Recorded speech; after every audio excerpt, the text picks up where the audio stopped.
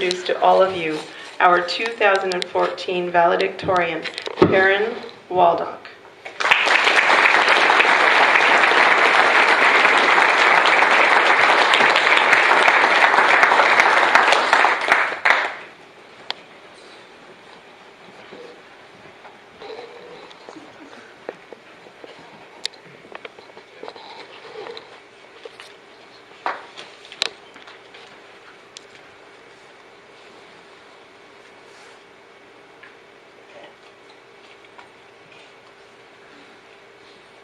All right. Dear fellow graduates, members of the board, administrators, teachers, family, and friends. My name is Perrin, and I'm your valedictorian. Apparently it's an honor and a privilege. And Mrs. Croswell, it's a distinction I feel I don't really deserve. A valedictorian should be clever, fantastic with words, and most importantly, a valedictorian should be able to deliver a memorable speech in a timely manner. Unfortunately, none of those thoughts occurred to me until after I accepted, because I was too busy trying to figure out how to spell valedictorian. Now you're stuck with me, and I'm stuck trying to figure out something meaningful, inspirational, emotional, and witty to say in order to keep you awake and your mother's teary-eyed without resorting to long run-on sentences and self-referential humor that would reduce Mrs. Hodiema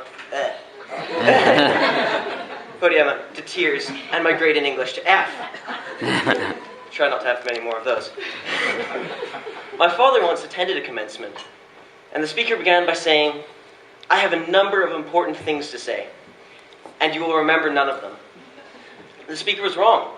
My father did remember one thing. That quote. Unfortunately, he didn't remember anything else. I've never enjoyed writing speeches, and I rarely take the task seriously. But with luck, you may retain a few bits of wisdom that I've included in the speech. To make them easier to remember, and for me to write, I've decided to make my speech really short. Unfortunately, I know unfortunately is not a good word to include. I discovered I had a lot to say, so I had to make the speech kind of wide.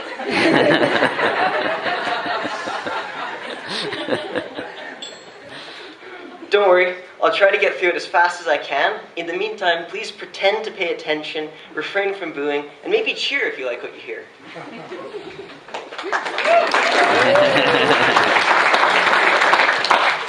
Fellow graduates, we've all shared some common experiences in our home learning journeys, despite never knowing each other. For example, I'm sure you have all enjoyed the joys of sleeping in on a school day, then lounging in your pajamas. You've all probably discovered that your bed is far superior to any desk, with the exception of one of us. And that lunch break is a wonderfully flexible period of time. I've been told it's also awesome not having to put on any makeup in the morning. I completely agree. It's wonderful. Although as a guy, I experience that blessing no matter where I am educated. Of course, there are some annoying things about being homeschooled too. For example, the two questions, what school do you go to? Followed by, you're homeschooled? But you're social. But you're Also, the urge to procrastinate and fascinate at stuff on the internet is captivating. It can cause some exaggeration without validation of your progress, out of fear of assassination by decapitation or strangulation by your parents when their recalculation of your timetable suggests no graduation.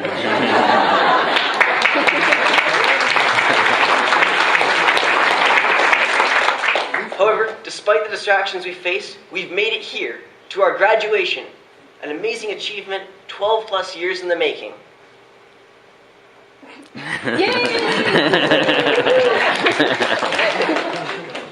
Graduation reminds me of an experience I had when I was younger. I saw a baseball floating in the sky, getting bigger and bigger. I didn't realize why it was doing that. Then it hit me.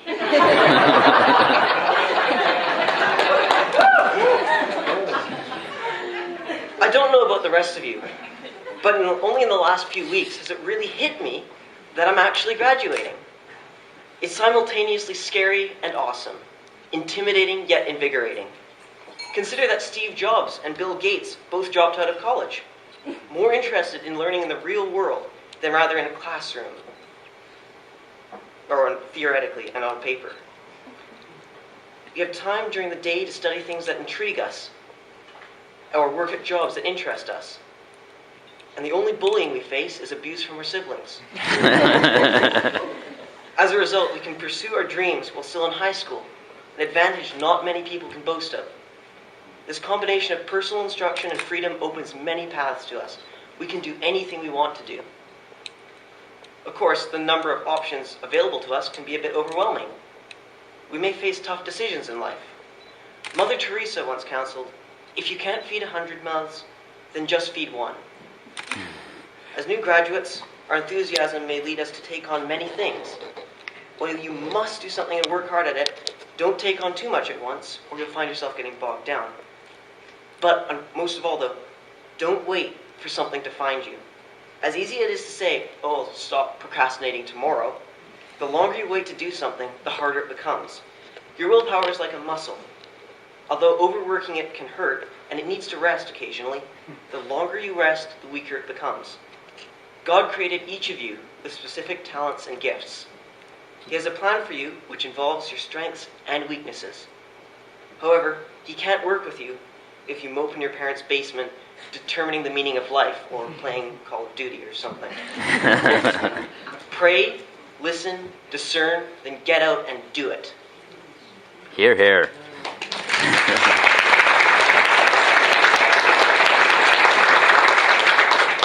When I say get out and do it, it's because I still have no idea where I'm going in life and what I'm going to do. I too need encouragement to go do something. Proverbs 16:3 offers some advice that we all need reminding of. In it, David tells us, "Commit to the Lord whatever you do, and your plans will succeed." You might not achieve what you set out to do, but sometimes the journey is more important than the destination. You all have many gifts. Now is when we take advantage of them. On that note, I challenge you, fellow graduates, to remember Paul's words in 1 Timothy 4:12, when he says, "Don't let anyone look down on you because you are young, but set an example for the believers in speech, in love, in life, in faith, and in purity." If you remember nothing else, remember that even in our youth, God calls us to be an example in all that we do. On behalf of all the graduates here with me today, there are many people I would like to thank for helping us reach this point. I've been explicitly instructed, however, not to include the phrase, "I would like to thank," because if I want to thank someone, I should actually do it, not wish that I could do it. So, thank you, Mrs. Croswell, for organizing events, answering questions, and most importantly, for inspiring and condoning the massive silly string ambush during the group photo.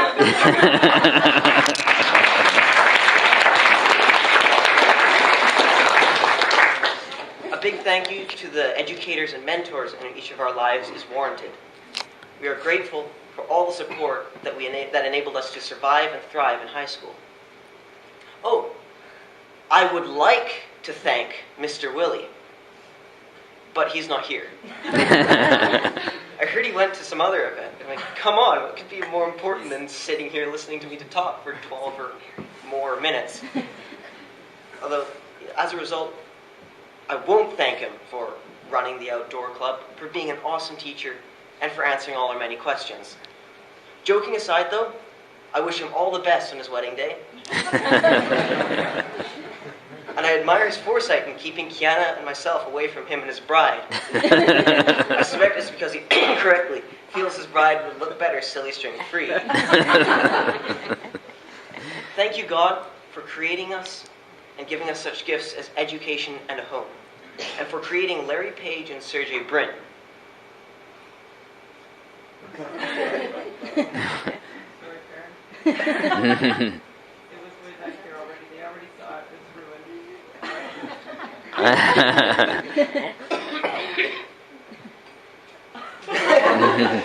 Looks like they're going back. Well, So who are they?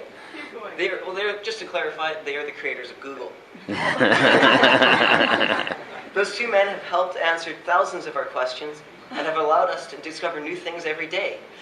Without them, I doubt neither our parents nor ourselves would be capable of understanding all the material we covered in high school. I'm also extremely grateful to all my proofreaders who made this speech possible.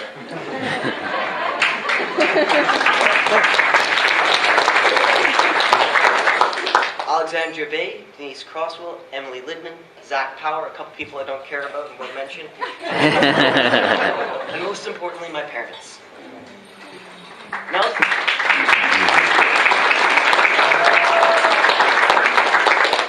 Now is the part of the speech where I'd like all the parents to close their eyes and relax as much as possible without falling asleep.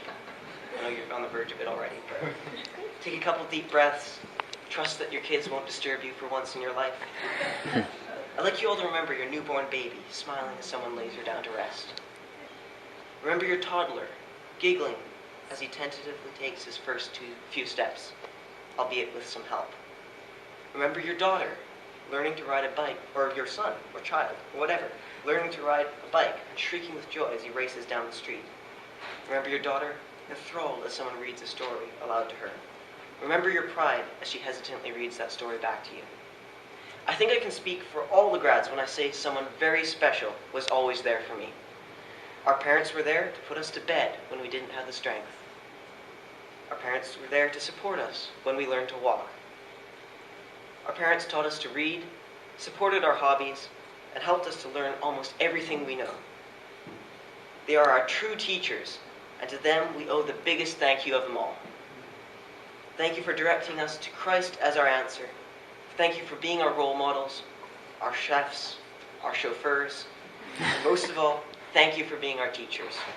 Schooling at home is a huge parent sacrifice, and we are grateful to our parents for giving up their time, their money, and their sanity to school us at home.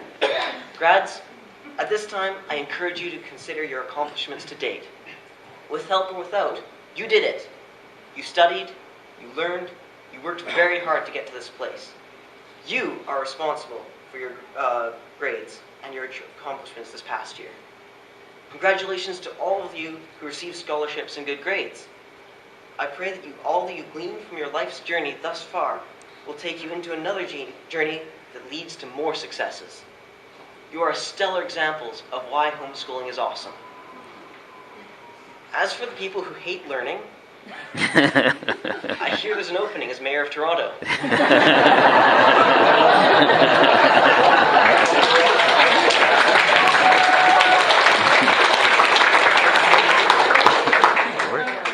I'd like to end, finally, with a quote from Mark Twain or Samuel Clemens, I'm not sure who. 20 years from now, you'll be more disappointed by the things that you didn't do than the ones that you did do. So throw off the bow lines, sail away from safe harbor, catch trade winds in your sails, explore, dream, discover.